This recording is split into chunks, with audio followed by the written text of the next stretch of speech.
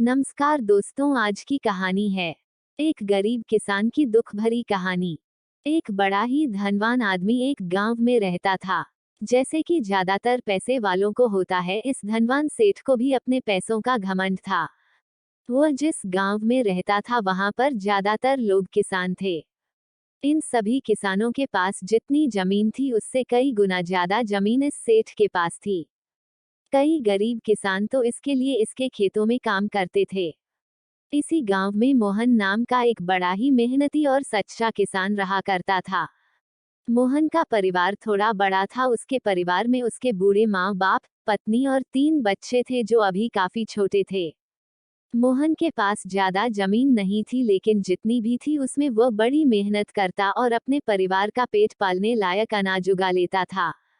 बाकी के किसान भी ये देखकर हैरान रह जाते कि कोई कैसे इतनी सी जमीन में इतना ज्यादा फसल उगा सकता है। एक वर्ष उस गांव में काफी ज्यादा बारिश हुई, जिसके चलते कई किसानों की फसलें बर्बाद हो गई, जिनमें से एक मोहन भी था। अब मोहन धर्म संकट में पड़ गया, क्योंकि उसके परिवार में उसके अलावा कोई और कमाने वाला था नहीं और अपने परिवार को भूखा मरते हुए वो देख नहीं सकता था। वह जानता था कि इस गांव में अगर कोई उसकी मदद कर सकता है तो वह वही घमंडी सेठ है, जिसने गांव के कई अन्य गरीब किसानों को या तो कर्जा दिया है या तो अपने यहाँ काम पर रखा हुआ है। हाथ पर हाथ धरे बैठे रहने के बजाय उसने इस सेठ के पास जाने का फैसला किया और एक दिन उनके पास पहुंच गया। सेठ के पास पहुंचकर मोहन बोला, सेठ जी, आपकी बहुत मेहरबानी होगी अगर आप मुझे थोड़ा सा कर्जा दे दें, जिससे मैं अपने खेतों में फिर से कोई फसल उगा सकूं, या फिर आप मुझे अपने यहाँ नौकरी दे दें ताकि मेरे परिवार को 2 वक्त का खाना मिल सके। घमंडी सेठ को उसकी इन बातों से कोई मतलब था नहीं, लेकिन गांव के सारे लोगों की तरह वह भी यह जानता था कि मोहन कितना मेहनती है और वह जिस भी खेत में काम करेगा वहां वह 2 गुनी फसल उगा सकता है। सेठ ने सोचा, अगर मैं इसे पैसे उधार देता हूँ तो शायद यह इस स्थिति में नहीं है कि मुझे वापस लौटा सके, लेकिन अगर मैं इसे अपने खेतों में काम करवाता हूँ तो मुझे जरूर दुगना फायदा होगा। सेठ मोहन से बोला, देख भाई, पैसा तो मैं तुझे दूंगा नहीं और मेरे पास अभी खेतों में काम करने के लिए कई किसान पहले से मौजूद है, लेकिन तुझ पर तरस खाकर मैं तुझे अपने खेतों में नौकरी देता हूँ, पर मैं तुझे इसके लिए ज्यादा पैसे नहीं दूंगा। बाकी किसानों को मैं 300 देता हूँ, मैं तुझे 200 ही दे पाऊंगा। मरता क्या ना करता। मोहन ने सेठ की शर्त मान ली और उसी दिन से सेठ के खेतों में काम करना शुरू कर दिया। 2 महीनों तक नियमित वो सेठ के खेतों में जाकर कड़ी मेहनत करता और देखते ही देखते 4 महीने का काम उसने अपनी मेहनत से 2 महीनों में ही खत्म कर दिया। सेठ उसके काम से काफी खुश था, लेकिन वो कभी उसको यह जताता नहीं था। जब सेठ ने देखा कि उसका खेतों का काम अब खत्म हो चुका है, अगर वह मोहन को काम से निकाल देता है तो उसके 2 महीनों के पैसे बच जाएंगे, तब सेठ ने मोहन को काम से निकालने का फैसला किया। एक बार सेठ को ये विचार भी आया कि इतना मेहनती आदमी शायद उसे दोबारा ना मिले, लेकिन फिर उसने सोचा कि जब अगले साल काम आएगा तब उसे फिर से नौकरी पर रख लेगा। आखिर इस गांव में उसके अलावा है ही कौन जिसके आगे ये लोग अपने हाथ फैलाएंगे। एक दिन सेठ ने मोहन को अपने पास बुलाकर उसको उस दिन का पैसा दिया और साथ में ये भी कहा कि कल से तुमको काम पर आने की जरूरत नहीं है। अब मेरे पास तुम्हारे लिए कोई काम नहीं बचा है। जब मेरे पास काम आएगा तो मैं तुम्हें बुला लूंगा। ये सुनकर मोहन का दिल बैठ गया। पिछले 2 महीनों से कम ही सही उसके बच्चों और परिवार के पेट में अन्न का दाना जा तो रहा था, अब वह क्या करेगा। यही सोचकर उसकी आंखों से आंसू निकल आए। मोहन ने सेठ के पैर पकड़ लिए और गिड़गिड़ाने लगा, सेठ जी, मुझे इस काम की बहुत जरूरत है, मुझे मत निकालिए। अपने मतलब से मतलब रखने वाला सेठ टस से मज ना हुआ। उसने खरी खोटी सुनाकर मोहन को वहां से चलता कर दिया और मन ही मन 2 महीनों की तनख्वाह बचने से खुश होने लगा। अगले दिन जब सेठ सवेरे उठा और अपने आंगन में आया तो उसने देखा कि मोहन उसके आंगन में बैठा है। सेठ ने उसको पास बुलाकर पूछा कि क्या हुआ, तुम क्यों यहाँ पर बैठे हो। मोहन बोला, सेठ जी, मुझे वापस काम पर रख लीजिए। आप जानते ही हैं मेरी आर्थिक परिस्थिति कैसी है। थोड़ी दया कीजिए। लेकिन सेठ ने उसकी एक न सुनी और फिर एक बार उसे बुरा भला कहकर वहां से जाने के लिए कहा। बेचारा मोहन अपना सिर नीचे झुका के वहां से चला गया। अगले दिन फिर यही घटना दोहराई गई। मोहन फिर सेठ के आंगन में बैठा था। सेठ ने फिर उसको वहां से जाने के लिए कहा। यही घटना अगले कई दिनों तक चलती रही। अब तो मोहन सेठ के हकालने पर भी वहां से नहीं जाता था और वहीं पर बैठा रहता था। एक बार सेठ ने उससे पूछ लिया, तुम कैसे आदमी हो? मैं तुम्हारा इतना अपमान करता हूँ लेकिन तुम्हें कोई फर्क ही नहीं पड़ता।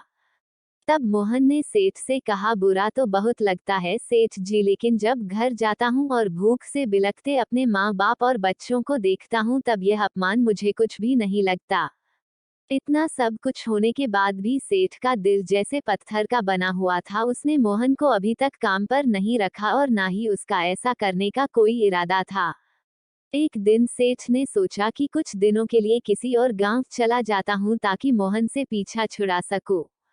अगले दिन मोहन के आने से पहले ही सेठ अपने परिवार को लेकर अपने किसी संबंधी के यहाँ चला गया और वहां पर 10 दिनों तक रहने के बाद फिर अपने गांव, अपने घर वापस लौटा। घर लौटते ही सेठ ने आसपास हर जगह नजर दौड़ाई तो पाया कि वहां पर अब मोहन नहीं था। सेठ ने सोचा, मेरी तरकीब काम कर गई। लगता है मोहन से अब पीछा छूट गया है। हालांकि अब सेठ के द्वार पर मोहन नहीं बैठा था लेकिन मोहन का विचार अभी भी सेठ के मन में घर कर बैठा था। सेठ सोच रहा था, मोहन इतनी जल्दी हार मानने वाला आदमी तो नहीं दिखता है। उसके साथ क्या हुआ होगा? क्या उसे कहीं कोई और काम मिल गया होगा या फिर और कुछ? इन विचारों ने सेठ को बेचैन कर दिया और आखिरकार सेठ को मोहन की खबर लेने के लिए गांव में जाना पड़ा। सेठ को मोहन का पता नहीं मालूम था, इसलिए अड़ोस पड़ोस के अन्य किसानों से पूछने पर पता चला कि मोहन घायल हो चुका है और अपने घर पर आराम कर रहा है। सेठ ने जब उसके घायल होने का कारण लोगों से पूछा तो सेठ को पता चला कि जब सेठ अपना घर छोड़कर किसी और गांव में गया था तब बंद घर देखकर कुछ चोर उसके यहाँ चोरी करने आए थे, जिनको रोकने की कोशिश करते हुए हाथापाई में मोहन चोटिल हो गया था। ये सब जानने के बाद सेठ का पत्थर का दिल भी अब मोम की तरह पिघल गया। सेठ को अपने किए पर पछतावा होने लगा।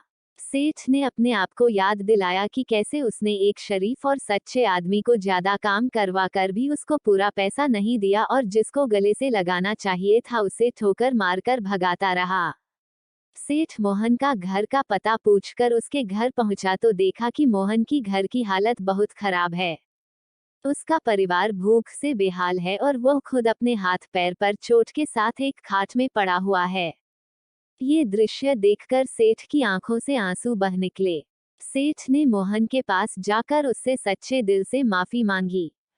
उसको उसकी मेहनत के पैसे दिए, उसका इलाज करवाया और उसको हमेशा के लिए अपने यहाँ काम पर रख लिया।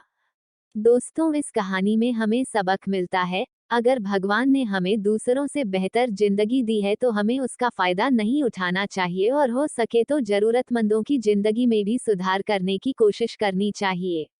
और कठिन से कठिन समय में ईमानदारी और सच्चाई का साथ कभी नहीं छोड़ना चाहिए। हाँ, यह मार्ग बड़ा कठिन है लेकिन इसकी मंजिल तक आदमी जरूर पहुंचता है और उसका फल भी अच्छा ही मिलता है। और जब तक हम अपने बारे में सोचना बंद नहीं करते तब तक हम दूसरे के बारे में सोच नहीं सकते और उसका दर्द नहीं समझ सकते। किसी ने खूब कहा है, खुद के लिए जिया तो क्या जिया, दूसरों के लिए जीना ही जिंदगी है। दोस्तों, आशा करती हूँ कि आपको कहानी पसंद आई होगी और काफी कुछ सीखने और समझने के लिए मिला होगा। अगर वीडियो पसंद आया है तो वीडियो को लाइक करें, अपने दोस्तों को शेयर करें और अगर आप चैनल पर नए हैं तो चैनल को सब्सक्राइब जरूर करें और बेल आइकॉन को प्रेस करें ताकि हर वीडियो का नोटिफिकेशन सबसे पहले आपको मिले। धन्यवाद।